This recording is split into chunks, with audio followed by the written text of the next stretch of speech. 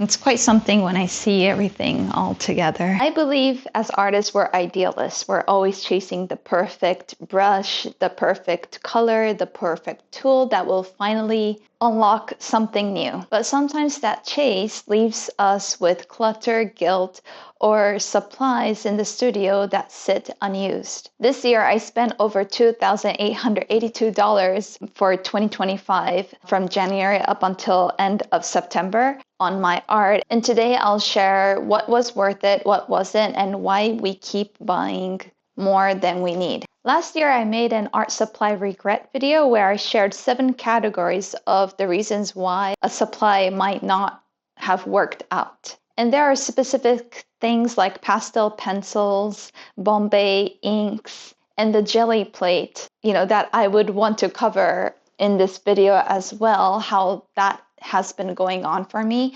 And shout out to all of you who commented on that video. There was a lot of help. This community is all about sharing information that we know from our trial and error, so we don't have to go buy tons of things and we can stick with really good stuff that will bring a lot of great creation in your studios. I'm gonna look at my notes for this. I'm gonna call back to last year's video. There were 7, but I'm going to make those categories into 5, which is 1, superseded, something better replaced it basically. 2, didn't meet expectations, where it looked good but didn't deliver quite. And then trial and error, only way to know was to basically try it out. And I think as artists, we're more visual people, right? And we have to experience it hands-on to kind of realize how the measurements say didn't quite work and so forth, but I'll get into that later. And then 4, not ready yet. I haven't found the project or time to use it kind of things. I'm sure you can relate with these. So I want to go through all the things that I've purchased, but please bear in mind that the amount, $2,882, basically includes all tangible things that I bought this year.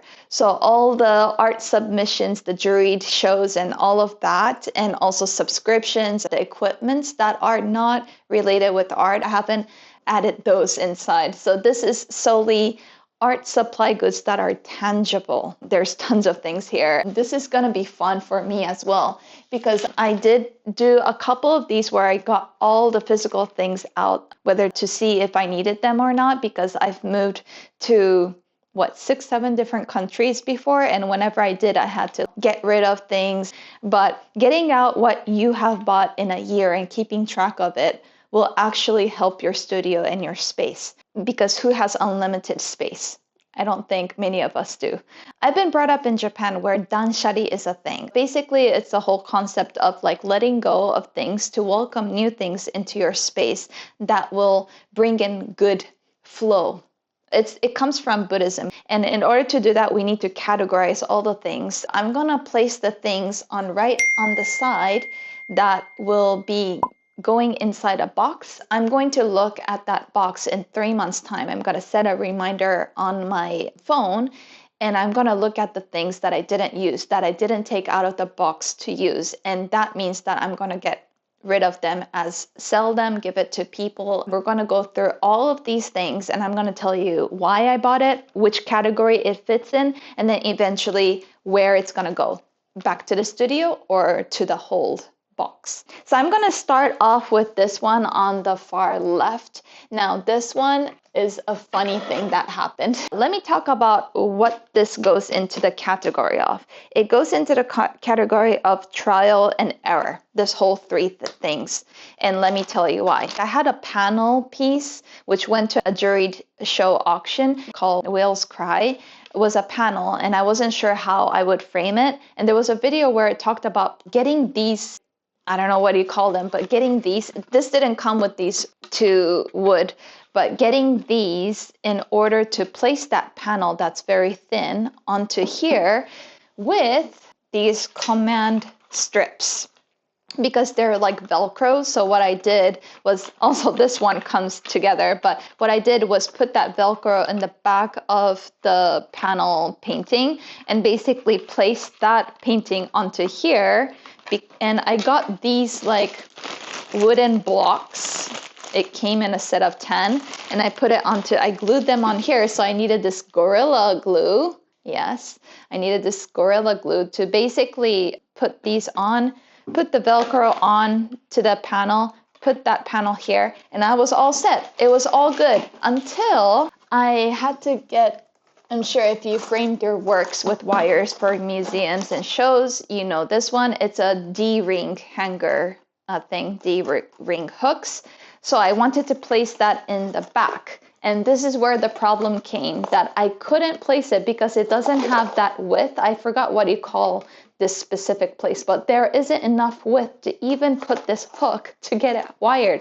So it went down the drain. So this was basically a trial and error. I could have just looked at this width right here and thought about it, but it was the start of me like using D-hook rings and all that. So I just had to learn from my mistake. So I'm planning to reuse it, but I haven't used this for a very long time. So I'm gonna place it into the hold box.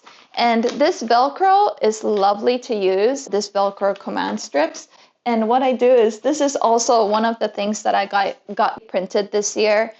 This is called Joan in Osaka. It's made it to a lot of shows, which I'm very proud of. So Joan in Osaka, I have all these Velcro strips in the back. So what I do is I just put this back on the wall that it belongs there, and then it holds up its place. If you take it off many times, some parts come off and stuff, but I'm still happy with it. I can always switch it. And it makes it versatile because I can then change the artwork that goes onto that wall every now and then. So it's really useful. So these D-hook rings, I just love using them.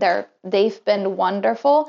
I'm definitely getting more of them when I need to wire my artworks. And talking about wiring, these wires work great. All these supplies will be down in the description below where you can buy them. This super soft strand, it's really good, but there was another brand that I used before this that I liked even better. So I probably go back to that. So I'll have that in the description below. This is nice too. No problem with it. I'm not unhappy with it. I'll use it up. I've been using those, so that's good. The frog tape I got because I used the green frog tape and I just love it. I'm probably going to do a future test around masking tapes, but the green frog tape does it well because that's the only one that didn't allow any water to seep through that clean, crisp edge of the masking tape. So I want to test with this delicate surface, so I got this one for future experiments. I love it. This is an archival artist tape. Why do you need that? It's because when I want to directly place something in the back of my painting, you need some archival artist tape. So that is great to have. I've been using that for sure. Let me share you all the tools that I use to create my own card box. So when I'm shipping a certain type of irregular framed works, then I can't find them online, or I can't just buy them just one card box for that work. Then I make my own card box that fits my framed work with these tools.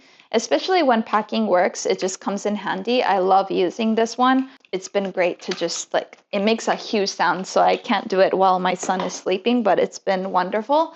And then this comes in handy when you create those boxes, because it's a Scotch tape, but it's basically reinforced strength. So it has fiberglass inside. So some areas on the corners, I tape it with this, and this has been wonderful to use. And cutting the boxes to kind of put a bit of a slit to make it bend so you can create your own box, I use this X-Acto knife, whatever you call it. These tapes always come in handy. I love them. Magic tape, Scotch tape, irreversible tapes, 3Ms. They always come in handy. I always use them. But the number one double-sided tape is this one from Japan. So I just love this. I'm never going to let this one go. I'm talking about all the framed works and stuff. So this is what I got around framing. So what happened is that when I bought some frames from Michaels, there was staplers, there were staples inside, which I wanted to take off, obviously. So I bought this because that was the only way I could get the staple remover. See that? This didn't even work. So I was like, okay, trial and error. So that didn't meet expectation. This is the category of didn't meet expectations. So that one, I'm going to toss it in here because I don't need a huge stapler. I never use it. And then eventually I got this. It's like a staple remover. It's called Stanley Bostitich or something. But this worked. This comes in packs of 3 or 4 or something. But basically, this one was straight, but now it's bent. It was great using it, but eventually it bends and then it'll snap and then tear off. So that hasn't been good. I have found something and I might buy it in the future, but I'm keeping it on a pause to see if I actually need it. So I know what I'm getting for next, but I'll share it probably in another art supply video when the time comes. Okay, and this one has been a life changer. It's basically what I use to cut off my wires, and I just love it. It's the best one. I did actually get another one from Michael's. This is what I got. It didn't work, it didn't cut, but I just thought it might be an overall good thing to do many different things, but actually not. But this one also removed the staple, so that was good. But this one cuts, so I just like this one. This one, we use it for the house, but I probably put it into the hold section. So that one didn't meet expectation category. And next, I'm going to talk about these canvases, micro canvas. I'm getting low on the count. I do commissions of painting something like these, and it's quite fun. I got these in Japan, and they're wonderful. I'm definitely using them because they kind of sell. So if you're interested in commissioning a small piece for somebody, yeah, contact me. Water spray bottles, obviously for watercolor artists, we all need this. I haven't found one that lasts for at least 3 years. So hopefully this one lasts. I always like break it somehow. This one, I needed a water bottle specifically for synthetic oxcal, mixed diluted in some water as the directions say. I have a whole video where I did Salvador Dali inspired pieces and I used oxcal and I just loved it. This one is the synthetic oxcal. If you watch that video, you'll know what it does, but it's amazing. So I've been using that, definitely a keeper.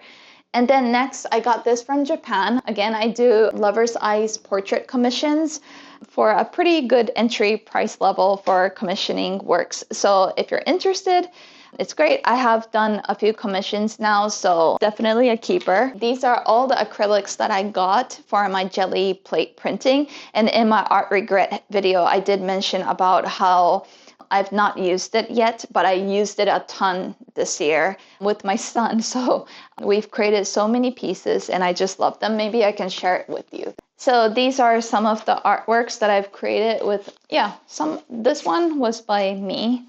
And this, I guess these are all by me actually. This is by my son. But we're enjoying jelly plate printing. And these are lovely to give off to as cards to people. With the holiday season coming up, it'll be quite nice. So yes, I'm definitely using these. These have been great. This is the Moonbin thermal printer and I really love it. I have this thing saying paper goes this way so I don't forget. I got some of these labels for free, which was great as well. This is a rose craft paper that I wrap up around my framed artwork that is also bubble wrapped. So I had to get those two, obviously, for paintings that kind of sell. These are the certificate of authenticity that I got printed out. They're on a very high quality paper printed, and these kind of cost quite a lot. But anyhow, I think it's very important to get these printed for the framed artworks that goes to shows and so forth. So this is what I get printed out. I don't have a printer of my own, so I just get it printed by a company.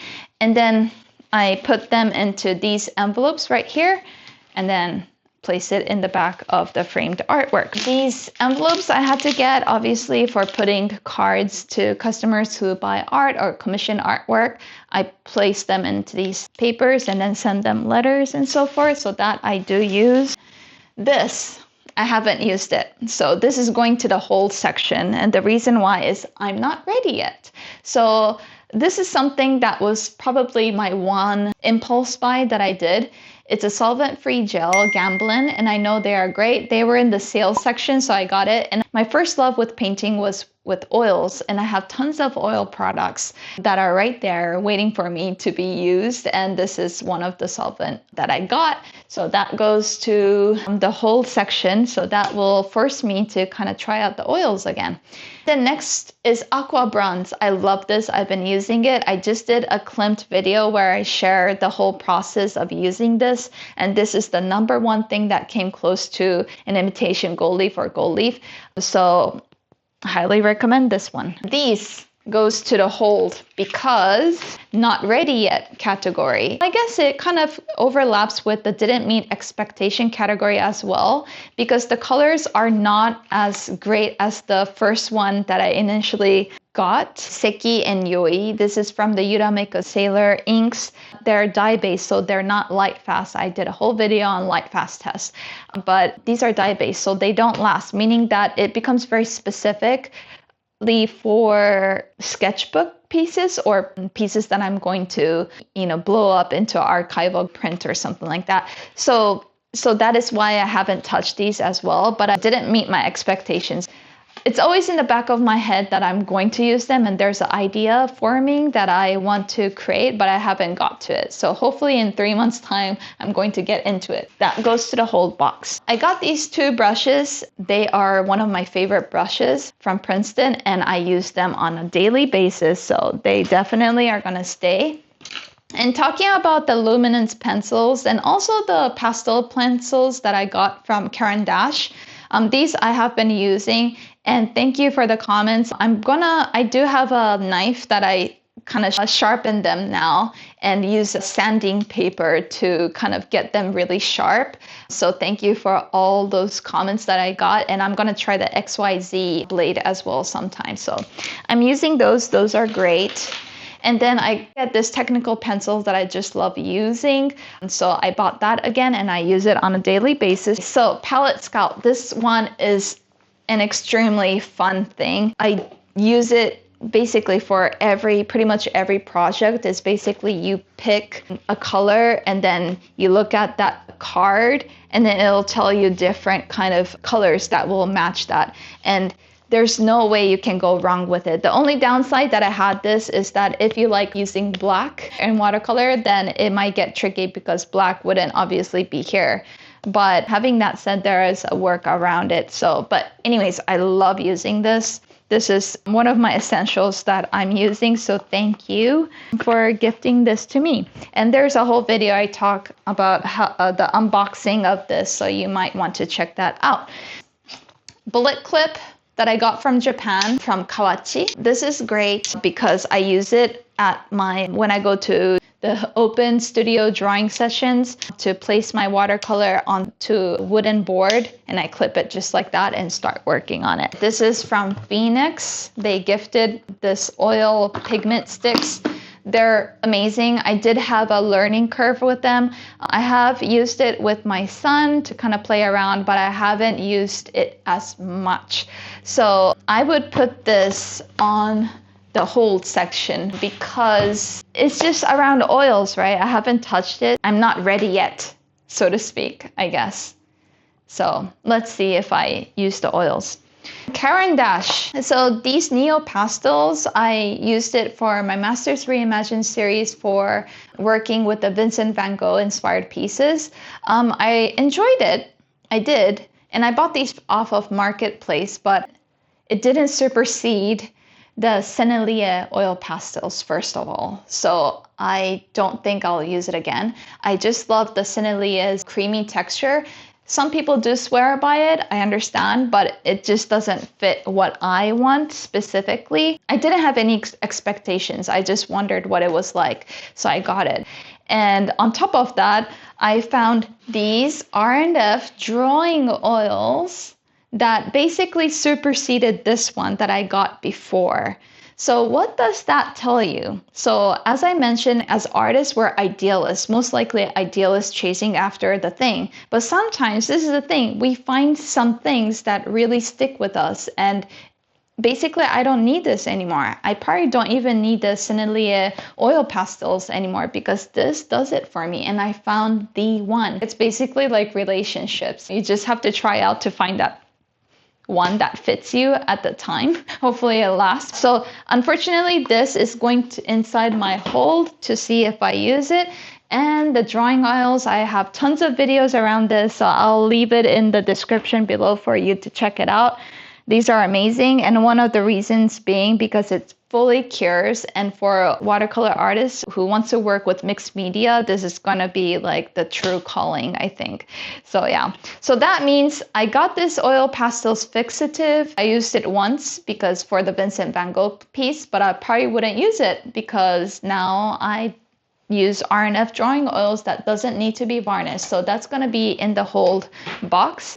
I got these oil paper basically from Arches because I was trying to do an RNF testing drawing oils test for the light fast test. So I had to get this, and I'm probably going to use it. I just got them, so I don't know, but I'm going to use them for the drawing oils, so I'm going to keep them right here. Satin Archival Varnish Golden. I heard a lot of great things about this. I did try the Schmincke Archival spray that I used like 2 cans of before. But basically when I did the light fast test and realized that 2 coats of that didn't make a difference with no coats at all in terms of the light fast test results, I was kind of skeptical a bit, and I thought I'll give this a shot. I do have Krylon varnish, but it hasn't been really working for me. I don't know why. I might warm it up or something, but I'm planning to do a test around varnishes because that's kind of like a really important topic to cover. So let's get to the next fun stuff. So these are all the paint tubes that I got. I kind of split them across for the reason being, these I got off of Marketplace because I know I consistently use these colors. And let me tell you what they are. French Ultramarine, Quinacridone Coral, and Shadow Violet and Buff Titanium. So these are the colors that I typically use a lot over and over, so I know that I'm going to be using them, so I'm going to put them aside. These are all new colors. The Rockwell Dragonfly, Perlin Violet, and Maple Tamaris. But how many of these do I have? Tons. But these I've used and I love them, so I'm going to keep them right on the side. These I haven't touched. Why haven't I touched them? Let's get into that. I would say it didn't meet expectations. For the Cobalt Teal Blue from Daniel Smith, it didn't supersede the one that I have, which is Schmincke's PG50. It's called Cobalt Turquoise Light, I think, but that didn't exceed. Wetlands didn't meet expectation from what I saw on the swatch online. Rondyte Genuine, also the same thing. It didn't meet expectation. Turns out I thought it might be close to like, yeah, certain like a vibrant pink, but it wasn't. And then Cobalt Violet Blue by Daniel Smith. I'm not too sure, like just haven't used it. I just thought it might be close to Smalt that I really love from Winsor & Newton, but it didn't meet that expectation. Green Gold. Just don't use that color. I just thought it was beautiful to add some color, and maybe because I don't use yellow so often, I just thought, but maybe it might get me to use more yellows, but it didn't.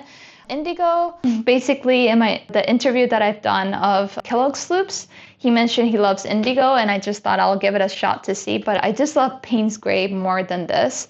And then Burke's Parrot Pink is just a beautiful color. I really love it, but I haven't used it. Maybe because of the light fast issue. It has the BB10, which is iridescent color, so I might shift over time, and maybe I'm just scared. But I have used it once, but not as much. So I'm going to put those into the hold section. The Canson XL Mixed Media book, this sketchbook, I definitely use a lot.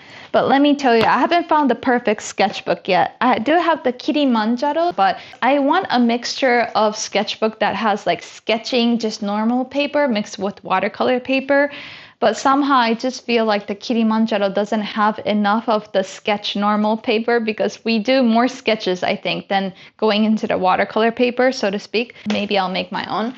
And then Avery Matte Clear labels. So this I needed for my submission to some galleries where I had like a whole 10 pieces to show up on the walls.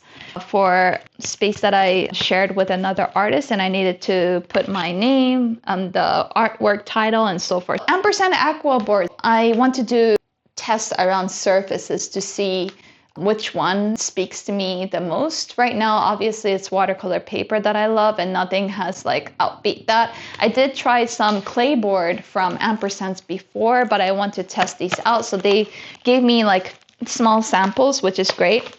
I haven't used it, but I'm sure I will, although I am ready. So I just got this like a few days ago. So I'm gonna put that aside on here. And then soft gel gloss, I've used this quite a lot, and I'm still working on a different project that I totally use it. Typically, I use it to put my watercolor paper on cradle boards to glue it on so you don't have to frame it. The other way I use it is with the aqua bronze to then place it, adhere it onto the paper. So that's how I use this. There's many more other things, cool things that I'm thinking about using it for. So definitely I'm using that one. I'm definitely trashing it out. This is the only one thing that I bought that I am unhappy with completely. So it's called the Recollections Archival Pigment Ink Pad. So the reason why I got this is I have a seal that I love to use, but when it comes to gold metallics, they are usually not archival because of the properties, I believe, of it, because it's usually like made from metal to kind of have that shimmer and everything. I think one thing that was said, it was archival. So I opened it up, got my seal and stamped it, and it was completely dry from the moment I opened it. So I have to throw that out, not even a hold. So Artifacts, I am very interested in this company. They also make different surfaces. So one is copper and one is, I forgot what their name was. This is the Alini panel, but they make like panels that don't bend, and they're special. One of my favorite artists, Shane Wolf, uses these surfaces, so it got me very curious to try them out. They are on the premium side of surfaces, so when I do this artwork, I think it's gonna be a thing, then I probably would get one. This should be on a hold because I haven't used it, and they've sent it to me like a few months ago, I think. This stylus I got for the gold leaf embossing, creating kind of designs onto the gold leaf. So it's been working. I use it. The Posca pen that I got, this is the white. I was hoping that it might exceed using my acrylic or white gouache that I use for the places that I want to create highlights. But unfortunately, it hasn't met my expectations. So I'm gonna put it onto the hold section. And then I got a bunch of these in a packet. It's the PN Micron Pigma Sakura Archival Ink Pen, and then I use it a lot for like the certificate of authenticity. I signed my name with this pen. I forgot the name of it. It's like a cutter, but basically it cuts out paper into specific sizes. This is my palette, and here I have all these like small swatches of the colors that are placed in my wells, and I punch them with this and I place them on here, and they are all taped down. So when I do move things around, or I don't like the color that I selected in the wells, I'll move them around and then I'll change the swatches. So that's something I find quite useful. These stretcher boards, and you might think, what? I thought you were like a watercolor artist. I am. But let me tell you, this is going to go in the hold section because this was one of the trial and errors. So being a watercolor artist, I think the major part of cost is framing, obviously. And I'm still searching for the best sealants and so forth, so I don't have to get it framed. And yes, there is a way of putting your paper onto the cradle boards, but sometimes you just want to go that extra mile, see what kind of experimentation work, and you might find, something that works that's even better. So here I am, an idealist, and I got these stretcher bars in the hopes of placing my full-size imperial sheet works onto here, staple them, and basically paint it like that. Because these are the stretcher boards, and basically, look.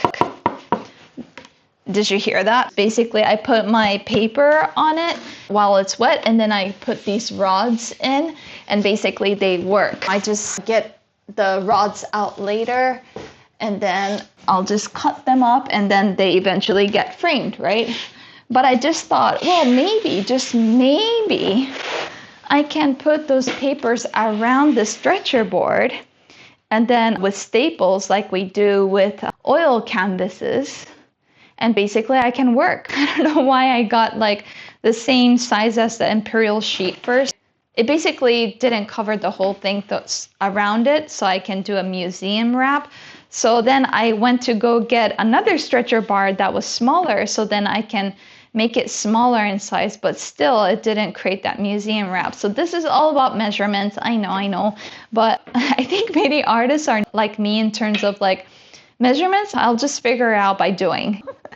So this is a project that basically failed for now, but I'm planning to go back to it and make it work somehow. But the other problem is I need a backing board. Even if I do this, I probably need a backing board. So right now what I'm thinking is I might staple the artwork later after it's done to see how that goes. But yeah, I'll have to see. That stretcher bar is definitely going to the whole section because I'll have to see in 3 months whether I use it or not. Trolley. This was bought on Marketplace. Yeah, for like less than half the price because somebody was giving it up. I have another one. I knew what it was gonna be like and that I'm going to be using it, and I do. So that's definitely a keeper. Another thing that I got is this laptop holder. It's lovely. I just like how simple the design is, and it could be like handbag and also like strap it around your shoulder. When I have to work outside, then I just take this with me, and I've been using it. Out of the 2,800-ish money that I used, I think I would say 1,200-ish was all for framing or creating this print on canvas of one of my artworks. And then I think I had 10 other frames, and they're all currently on display, or some of them basically sold. I really only have these two lying around in my house. The frames are basically a lot of the total money that I used. So that shows a lot about watercolor artworks, I suppose. So the framings cost a lot. I have seen a lot of artists who go to thrift shops to get like frames.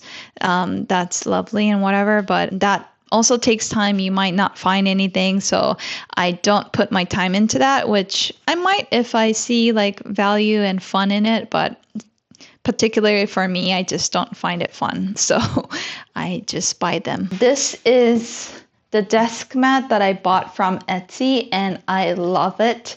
It used to be just plain black because that's the color of my desk, but having this gives like a neutral tone, and a lot of my paintings just lean into like a muted color scheme. So it just works fine. Whenever I get some paint on, I just scrub it and it comes off. So let's get into these business cards. They're just really fun.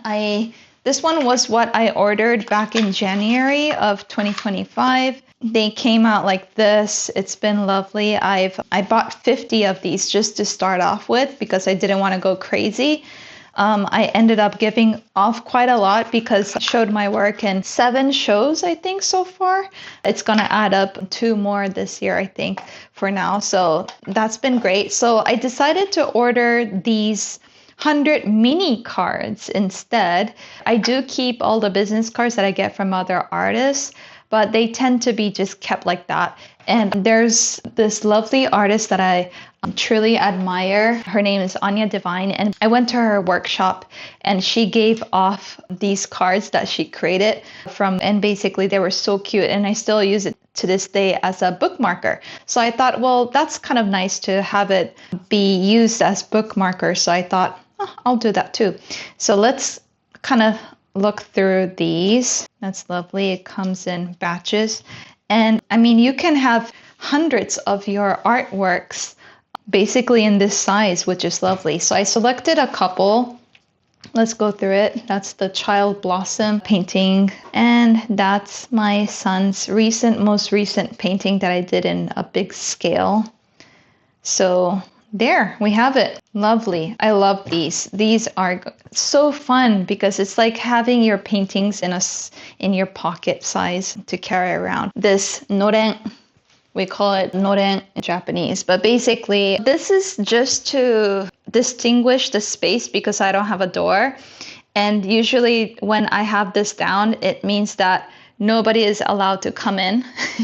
Like, don't come in. It's my sacred space right now. So yeah, that's something I got at the beginning of the year to kind of set boundaries with my family, I suppose. I totally forgot about these Shiba oil sticks that I bought in 2025.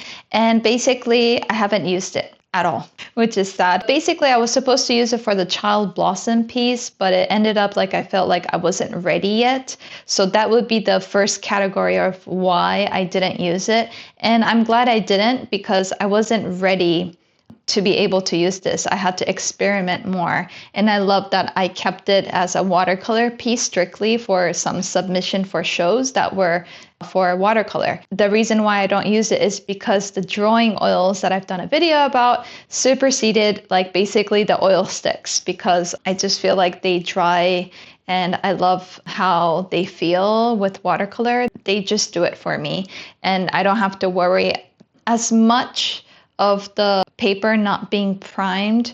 Like with the oils and water, it's a bit tricky business. So I'll have to put it into the hold box, and let's see if I start using oils again. I want to share with you the process that I have in order to track things that I really need and don't need and so forth. So first of all, I track it with an Excel sheet with price, the reason why I need it, and how it affects me in the studio. So that's one. And then I have a bit of a cushion before buying, usually like a month, because I will then come up with a budget that I have for the next month and then ask myself, okay, what it is that should be prioritized to buy within my budget. And then yearly review, what earned its place and what goes into the not ready box and so forth. I need to reorganize my studio. So I typically just try to do it section by section, sometimes just cleaning out things and seeing what's been used and what's been not. And then the 3-month rule. So if you don't reach inside the whole box, then it's ready to leave. A lot of the Danshari like books that I read while I was living in Japan is all around welcoming equal things that go in and go out. And it's just like keeping that flow of things like feng shui in the healthy condition in the studio for best creative processes. I want to talk about why we overbuy the bigger picture. So there's impulse triggers, emotion, store layout, online persuasion kind of gets the best of us sometimes, and FOMO and scarcity, like limited edition, like buy now, the sales and all that kind of things. And unused guilt, perfect material syndrome, where we're kind of waiting almost to be good enough and we think like buying things might make us good enough and like a better artist. And then false first step, buying feels like progress, but it's just this illusion of starting sometimes. So there was a video like a man did, like stop buying art supplies or something, and he says buy just one thing, stick with that for a while, and if you use it up, then buy the next thing and so forth. I can't really go to that extent because I have a feeling like the more we push ourselves, the more we're gonna burst sometimes. So placing a hold and looking at what it should be prioritized and what is making a huge difference in what I'm trying to achieve. So I think that kind of helps. So anti-consumerism and no-buy trends are helpful reminders, but as idealists, artists sometimes must test new tools. Like we have to test it, we have to see, because going back to that neo pastels and the R and F drawing oils, if I didn't buy that R and F drawing oils, I would have maybe still kept on buying more things. You know what I mean? I have the Sennelier. I wanted to see if neo pastels would be better, but it didn't exceed the Sennelier. And then I bought the R and F drawing oils, and then this one superseded these two. And now I don't need these two, and I can create space for my studio again. So the real key is pausing and asking, I think, will this bring life into my studio? I think that's the bit that I think works for me. So I think supplies are part of the creative cycle. Some of them push us forward and others remind us of what we don't need. I think either way, they all teach us something. I'd love to hear what you have in place that keeps you away from overbuying. And in this video, 288 $2 was it? I didn't cover the books that I bought for this year, and there are tons of lovely books that I got, so I'll be sharing that in a future videos. Let it go, let it go, can't hold it back anymore. Let it go, let it go. Oh my god, that's quite a lot. But I mean, yeah,